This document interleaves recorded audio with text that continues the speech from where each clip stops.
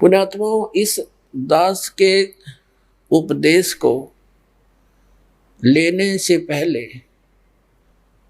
हम कोशिश करते हैं कि पहले ज्ञान दें, चाहे पुस्तक के माध्यम से या सीडी के माध्यम से। तो हम ये चाहते हैं कि पहले आप जागृत होकर आओ और फिर जो दुखी हैं वो भी आओ, सुखी भी आओ, सारे आओ। अब दुखी आएंगे तो उनको तो केवल दुख निवारण की ही इच्छा होती है, भले वो ज्ञान भी समझ कर आते हैं, इतना नहीं समझते, वो तो केवल वो कथाएं पढ़ लेते हैं जो भक्तों के सुख हुआ। पूरा विश्व ही दुखी है वैसे तो, छोटा मोटा किसी न किसी का ठूठा बनी रहती है। तो भोली आत्माएं इस उद्देश्य से आ जाती हैं, हम उन्हें भी स्वीकार करते हैं कि आप ज्ञान सुनो, परमात्मा पर विश्वास करो, ये समर्थ शक्ति है, ये जो चाहे सो कर देगा, आपके सब दुख भी दूर कर देगा। लेकिन आपने थोड़ा सा धैर्य रखना पड़ेगा, आपने धैर्य रखना पड़ेगा, क्योंकि कोई भी वस्तु एकदम नहीं होती। परमात्मा इसके लिए कहते हैं कबीर जी, धीरे धीरे रे मना धीरे सब कुछ हो, और माली सींचे सौ घड़ा समय आए फल हो। जैसे एक आम का पौधा बोता है,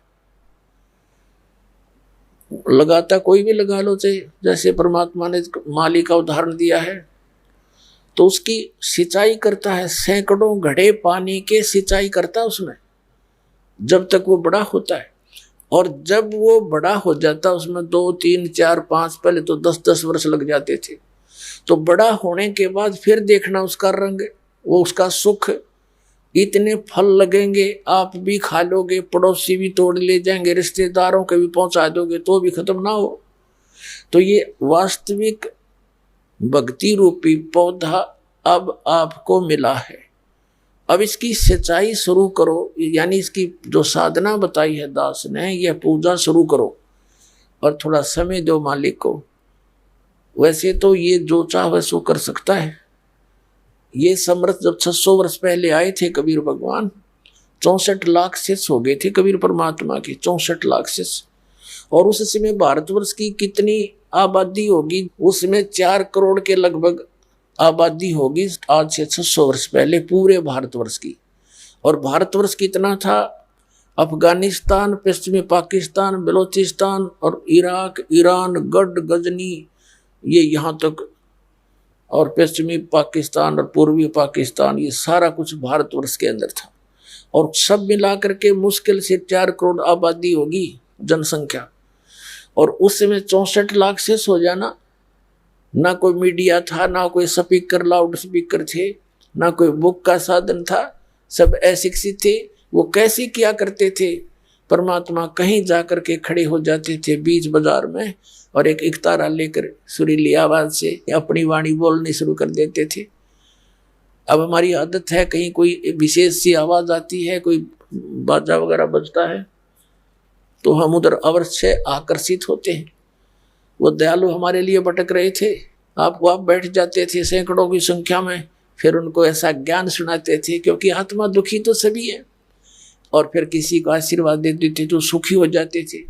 यानी इतने सुखी कर दिए, पर वो फेल हो गए सारे। वो सिर्फ झाड़ा लवाना लग गए मालिक के पास। दुखी हुए, दूसरे को बुला ले, हजर तो भी चाल उड़े, गुरु जी जाते ठीक कर दे। अपनात्माओं, जिस कारण से वो परमात्मा वेल नोन हो गए कि भी ऐसा संत नहीं, लेकिन आदत ये बन गई, उन्हें ज्ञान नहीं सुना और आशीर्वाद ले मालिक को, तो समर्थ थे। और हम उनके बच्चे, उनको उनसे दुख हमारा देखा नहीं जाता। अपने बच्चे का दुख पिता माता नहीं देख सकते, जहां तक उनकी शक्ति होगी, संभव होगा, वो दुख रहने नहीं दे उनका। और वो तो सक्षम थे। तो इस प्रकार उस परमात्मा ने ना जाने कितने को सुख दिया, 64 लाख चेले बन गए। और बाद में फिर एक पेछोड़ मारी थी उनको, एक परखी मारी थी, एक भी ना पाया, क्योंकि वो ज्ञान ग्रहण नहीं कर रहे थे। वो केवल स्वार्थ सुखों की प्राप्ति के लिए ही लगे हुए थे। तो पुण्यात्माओं, आपको दास ने, परमात्मा कबीर जी ने जब ये ज्ञान स्टार्ट किया ही था, ऐसे अब भी हो रहे हैं सबको, ऐसे सुख तो अब भी होंगे और होते रहेंगे। ऐसे ऐसे लीला की दाता ने, क्योंकि पहले ज्ञान नहीं मान रहे थे। सन 1994 से दास सत्संग कर रहा था गांव गांव में। अक्षेत्र ज्यादा गांव का कवर किया हमने, क्योंकि हम गांव के रहने वाले थे। तो वहां क्या करते, ऐसे ऐसे सुख दिए, वह सोच भी नहीं सकते कि भगवान ऐसा करता है, और काफी संख्या में लग गए। अब क्या होता, 4-5 सुख मालिक ने लगातार दे दिए ताकि ये मेरे तरफ दृढ़ हो, और एक ना हुए, बताओ, और वो आवश्यक ना हो, उसी में दिल टूट गया। नो क्योंकि मैंने फायदा होया मेरे, वो जा बैठा, फिर वही माता का धोकन, वही जहां जाया करता वहीं फिर धक्के खाने लग गया। तो कहने का भाव दास का ये है कि यहां आने से पहले आप पहले तो हमारा उद्देश्य समझो और फिर अपना समझो। यहां आने के बाद सुख तो आपको होगा ही होगा, इसमें तो दो राय है नहीं, क्योंकि ये समर्थ है, लेकिन वो अपने हिसाब से करेगा। आप यहां आओगे, राहत मिलेगी, फिर आप बैठकर सत्संग सुनोगे। जिनको ऐसा ऐसा कष्ट था, शब्द फेल हो लिए थे, डॉक्टर भी, झाड़े झपटे भी, संत महंत भी, सब जगह, और यहाँ आते मालिक ने दया कर दी। यह तो होना ही है आपका, लेकिन होगा जब आप पूर्ण रूप से विश्वास कर लोगे। तो इसलिए दास पहले आपको ज्ञान से परिपक्व करना चाहता है। ज्ञान होने के बाद फिर कोई एकाध, मान लीजिए कोई नहीं भी होता है कार्य, और वो ना होने का कारण भी मालिक ही जानता है कि वो होने से आपको हानि है या लाभ है, तो फिर इस तरह आपने इस परमात्मा के ज्ञान को ग्रहण करके तब इस मार्ग पर चलना है। तो दास जो कहना चाहे है, सारा कुछ भूमिका बना के कि यहाँ भक्त आवे, हमारे ज्ञान के उद्देश्य को समझे। ये जो जिसके लिए आप आए हो, तो ये तो भूल जाओ, ये तो आपको बिना मांगे मिलेंगे। ये हमारा यहाँ जो आप मांगने आते हो, वो तो हमारा वो जनरल स्टोर भी नहीं है, ये तो हम आपके लिए रखते हैं, क्योंकि यहाँ पर सब सुविधाएं आपको देनी पड़ेंगी, तभी आप महात्मा को पहचान पाओगे। उस दयालु ने ऐसी भी दया कर रखी है। जैसे हमारा जो मूल उद्देश्य है, आपके जन्म और मरण के रोग का नाश करना है, और ये भी मालिक को मालूम है कि जब तक आपको ये विश्वास नहीं होगा कि कबीर इज गॉड, ये ज्ञान से, तो भी आप इस मार्ग पर सफल नहीं हो सकते। तीसरा, दाता को ये भी मालूम है कि कितना ज्ञान सुना लें, जब तक कोई जो कांटा नहीं निकलेगा, इतने आवाज सुहावा नहीं। परमात्मा है, वो सब जानते हैं मेरे बच्चों को किस चीज की आवश्यकता है। तो आपके जो पाप रूपी कष्ट, ये कांटे हैं, ये तो वो निकालेगा। उनके निकले बिना आपका विश्वास नहीं हो सकता कि भगवान है। नहीं तो कितने गीत गा लें हम, कितने प्रमाण दिखा लें, आपका कति विश्वास ना हो, तो वो परमात्मा वो भी विश्वास कराएगा आपको सुख भी देगा। लेकिन इन संसारिक सुखों के ही डिमांड के लिए, इनकी ही इच्छा के लिए आपने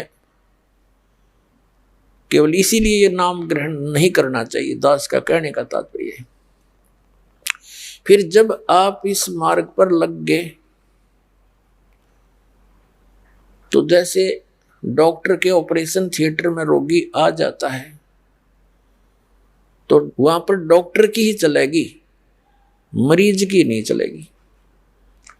यदि वो रोगी अपने चलाता है, तो वो डॉक्टर को डिस्टर्ब कर रहा है, वो उसका इलाज नहीं कर पाएगा और ना वो करवा पाएगा। तो पुण्यात्माओं, आप जी मूल उद्देश्य ये लेकर आइएगा कि हम कितने दिनों से यहाँ धक्के खा रहे हैं, भटक रहे हैं, और आप क्या मांग लोगे? किसी का पुत्र नहीं है तो पुत्र मांगने आओगे, निर्धन है वो धन मांगने आएगा, रोगी है वो सवा सत्य मांगने आएगा। अब परमात्मा कहते हैं, ये जो तुम मांगने आओगे, ये ऐसी विधि बताएंगे हम ये तुम्हें पहले मिलेंगी, ये तो मिलेंगी ही मिलेंगी, ये समझ लेना। जैसे किसान गेहूं बीजता है, तो गेहूं बीजता है, उसका उद्देश्य गेहूं से तूड़ा बनाना नहीं होता। गेहूं बीजने का उद्देश्य उसका चारा भूस प्राप्ति नहीं होता। उसका उद्देश्य होता है कि मेरे बच्चे भूखे ना मरे, मुझे गेहूं प्राप्त हो, अन्न प्राप्त हो।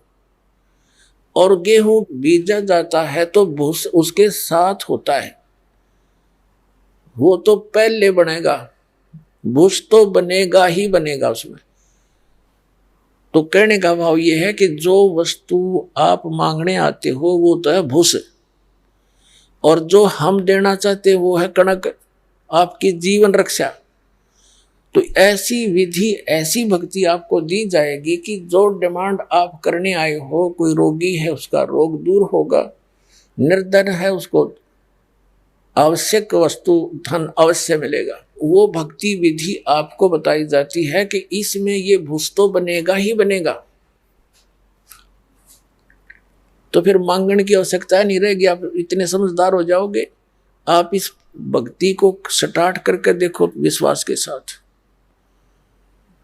जो प्रथम मंत्र आपको दिया जाता है, ये हमारे शरीर के अंदर जो कमल बने हुए हैं, इन कमलों में जिस जिस भी देव का आधिपत्य है उसके मंत्र दिए जाते हैं। ये उनकी पूजा नहीं है। पूजा में और साधना में अंतर होता है। जैसे हमने आम की आवश्यकता है, आम हमारा पूज्य है। आम प्राप्ति के लिए हम क्या करते हैं? मजदूरी करते हैं। धन कमाने के लिए पैसा चाहिए और पैसे से फिर आम मिलेगा। तो हम जहाँ कोई मजदूरी करते हैं या कोई नौकरी करते हैं, कोई व्यवसाय करते हैं, धन कमाते, तो वह मजदूरी है, वो पूजा नहीं है आम की, वो उनकी पूजा नहीं है। आम पूजा आम की कर रहे हैं क्योंकि हमें आम की आवश्यकता है। आम मिले कैसे, उसके लिए साधना है, सारी प्रोसेस है वो। तो ऐसे इन भगवानों की जो हम आपको मंत्र देते हैं, ये इनकी पूजा नहीं है, इनकी मजदूरी है या